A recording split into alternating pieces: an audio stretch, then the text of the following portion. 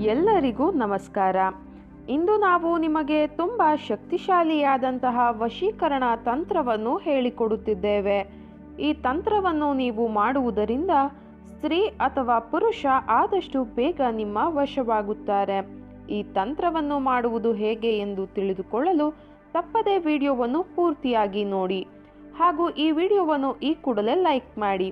ಮತ್ತು ನೀವಿನ್ನೂ ನಮ್ಮ ಚಾನಲನ್ನು ಸಬ್ಸ್ಕ್ರೈಬ್ ಮಾಡಿಲ್ಲ ಅಂದರೆ ಈ ಕೂಡಲೇ ಸಬ್ಸ್ಕ್ರೈಬ್ ಬಟನ್ ಮೇಲೆ ಕ್ಲಿಕ್ ಮಾಡಿ ಮತ್ತು ಪಕ್ಕದಲ್ಲೇ ಬರೋ ಬೆಲ್ ಐಕಾನ್ ಮೇಲೆ ಕೂಡ ಕ್ಲಿಕ್ ಮಾಡಿ.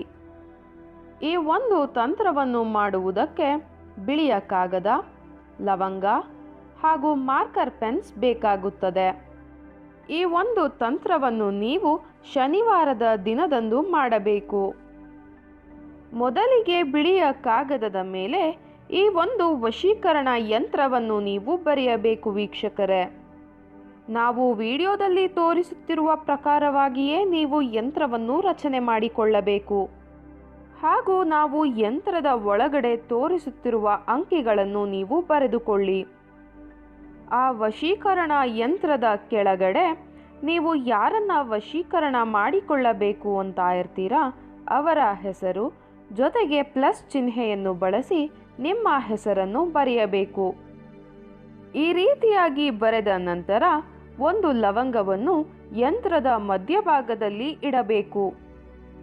ಈ ರೀತಿಯಾಗಿ ನೀವು ಮಾಡಬೇಕಾದರೆ ನೀವು ಯಾರನ್ನ ವಶೀಕರಣ ಮಾಡಿಕೊಳ್ಳಬೇಕು ಅಂತ ಇರ್ತೀರಾ ಅವರ ಹೆಸರನ್ನು ನಿಮ್ಮ ಮನಸ್ಸಿನಲ್ಲಿಯೇ ನೆನಪಿಸಿಕೊಳ್ಳಬೇಕು.